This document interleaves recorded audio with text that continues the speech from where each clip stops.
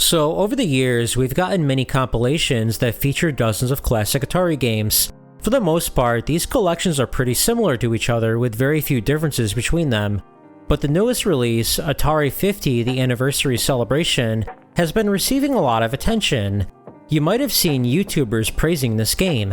So here's the big question: how is this compilation different from the others? Is this new celebration anything special, or is it just the same game we've seen 100 times? Well, let's take a look.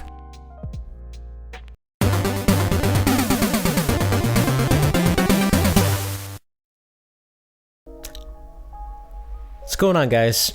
It's Podrez, coming at you with another video. Well, we hit 5,000 subscribers a few days ago. Honestly, it wouldn't have been possible without you guys. Thank you for being here, for watching my videos, and commenting on my videos. I've also been getting more suggestions on topics to cover. Speaking of which, I wanted to read a comment from the Zellers episode. I just started watching your videos and I must say the content is quite interesting, like a mixture of company man and gaming historian, subbed immediately. I would love to hear your opinion on the Atari 50th Anniversary Celebration game on modern systems. Your coverage of Atari games is very thorough and it would be quite the watch. I appreciate that, Snipe MD, and thank you for being here. Well, I have the game right here. I think we're going to be talking about Atari 50 today. So if you haven't already, you can check out my store. We have hats, water bottles, hoodies, t-shirts, and more. Just go to shop.podrez.net. Secondly, if you're new to the channel, hit that subscribe button right there. It only takes a quick second, but it helps the channel grow. Anyway, let's talk about Atari 50.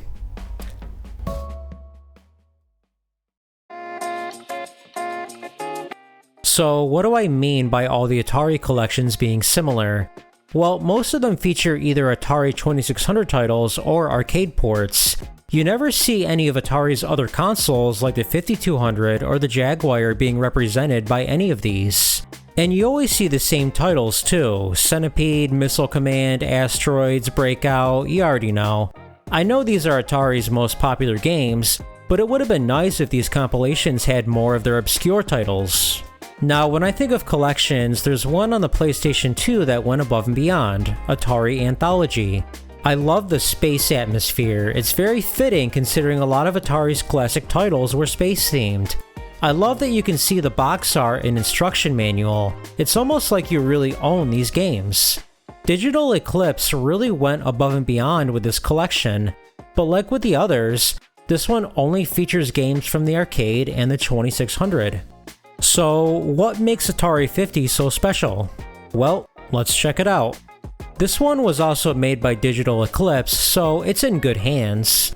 This collection includes titles from the arcade, 2600, 5200, 7800, Lynx, 800, and Jaguar.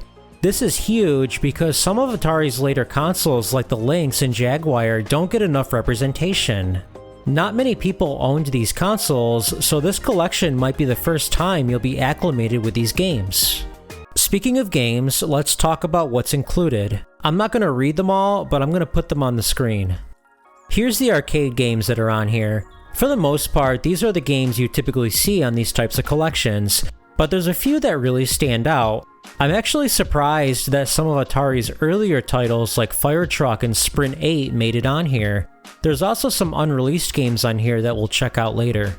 Here's the 2600 games. They pretty much nailed this category. It's awesome that Saboteur made it on here, but there's a few missing games. It's kinda weird that Solaris made it on here but not Radar Lock. I would have liked to see some other unreleased games like Aquaventure on here, but for the most part, they got this section right. Now let's talk about the 5200 games. What happened? Where's all the games?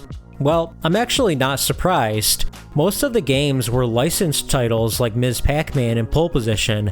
Of course, those are not going to be on here. Not only that, but the 5200 didn't do very well, and it ended up dying in less than 2 years.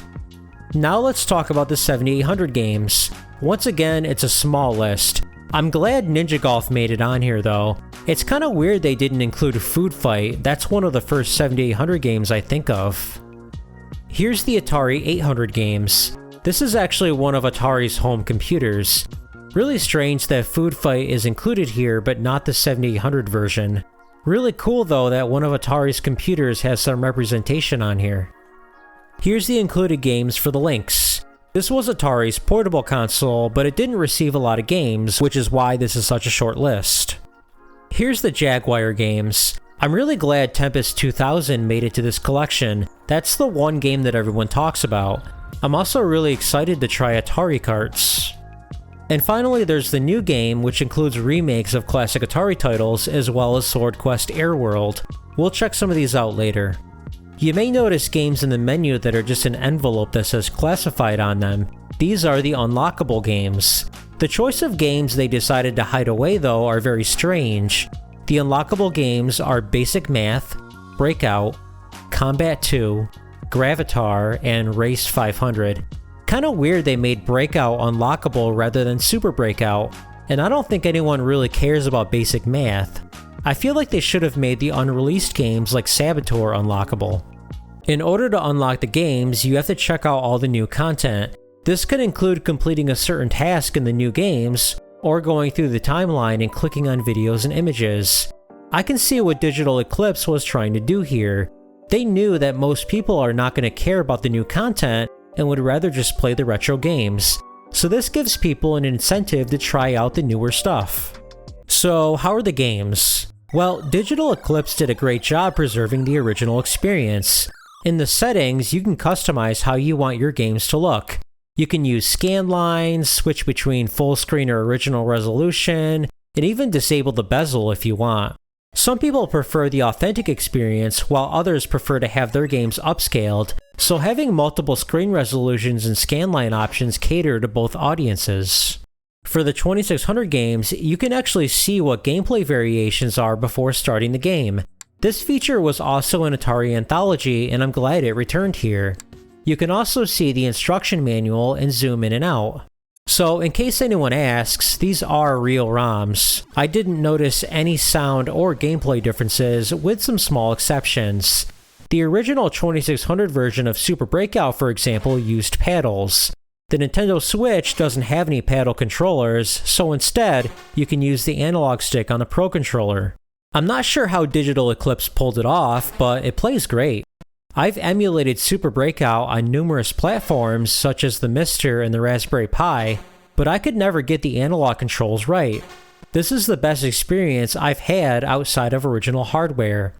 The game Race 500 also has slightly modified controls.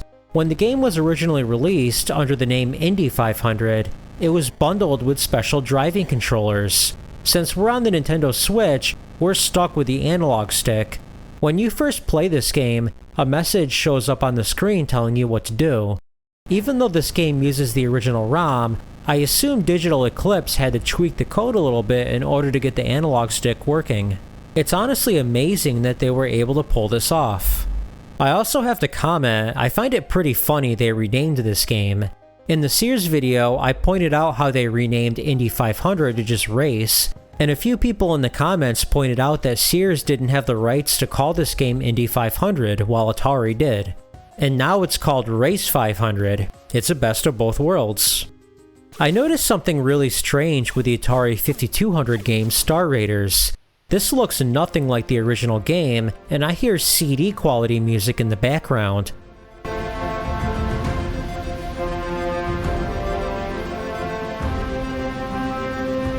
The 5200 definitely cannot support music like this.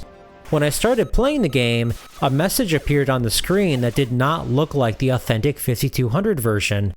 What's going on here? At first, I was questioning whether this game was using the original ROM or not, but then I found out that this was the enhanced version of the game. If you go into the settings and disable the enhanced mode, it will be exactly like the original game. I'm not sure why they decided to modify this game, but at least they gave the option to disable it. Now, there's some great games on here that I wanted to talk about. The game Ninja Golf on the 7800 is actually pretty funny. At first it seems like a normal golf game where you can aim your ball and then shoot, but in between turns, you have to fight your way through other ninjas and frogs. This is actually a very creative game. Another overlooked 7800 game is Scrapyard Dog. It's a decent platformer where your character can move pretty fast. It actually reminds me of a Mario game. I feel like the 7800 didn't get enough platformers like this. For the Jaguar, there's a couple standout titles. Atari Karts is a nice Mario Kart clone with graphics that look like Mode 7.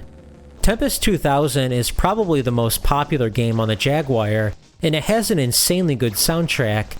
It's worth mentioning that this collection features multiple console versions of the same games. I actually like that they did this because you can see for yourself how different the capabilities were for each console. So that was an overview of the retro games. Now we're going to look at the unreleased titles, the Reimagined games, and the timeline feature they included in this collection. These are the things that really make this collection shine.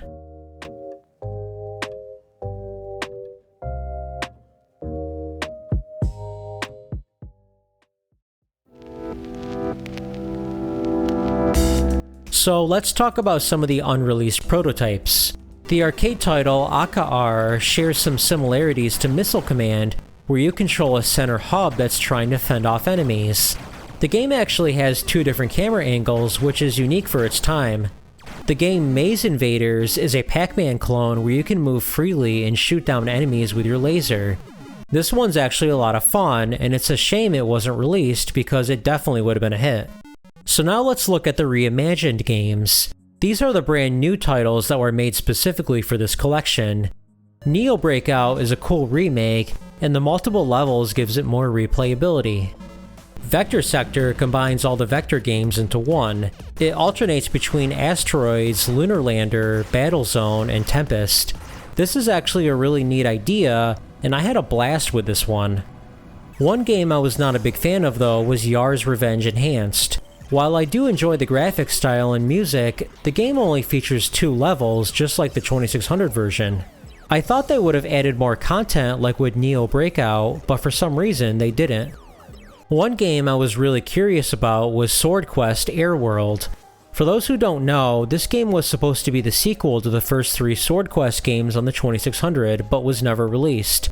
There was never a prototype of this game that we know of because it was cancelled so early in development, so what we got here is a brand new creation of what the game could have been. Digital Eclipse did a good job capturing the spirit of the original games, and the graphics look really close to actual hardware. They even got the scrolling right, with vertical being very smooth and horizontal being very choppy. So here's the big question, is this a real 2600 game? Could I boot this on an EverDrive and play this on a real 2600? Well, I looked into it and no. This is just a recreation that's meant to imitate the graphics of the 2600. But this is still a very cool title. If this were made by M2 though, I bet this would have been a real 2600 game. The last thing I wanted to talk about is the timeline, where you can look at the history of Atari. You can look at concept art, watch interviews and commercials, look at promotional ads, look at game boxes, and learn more about the company. It talks about every single game on this collection, and you can even play them on the fly. It actually feels like a real video game museum in your own house, and I really like that. Have you ever been to a video game museum where they have the older consoles and games on display, but you can't play any of them? Well, here you can, and honestly, that's awesome. These are the types of features that really make a collection stand out from the others. Well, now it's time to wrap things up.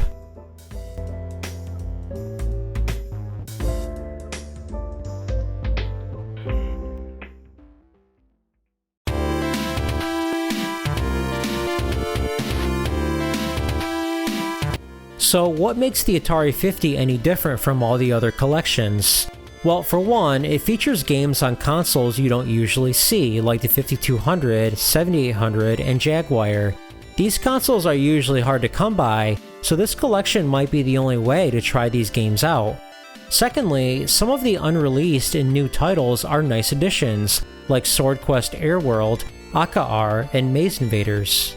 And finally, they put a lot of care into this. I love that you can customize the screen, look at the instruction manuals, and even view the gameplay variations for 2600 games.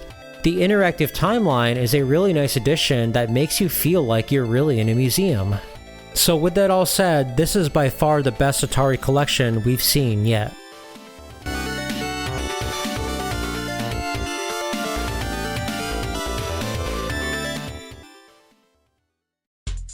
Hey,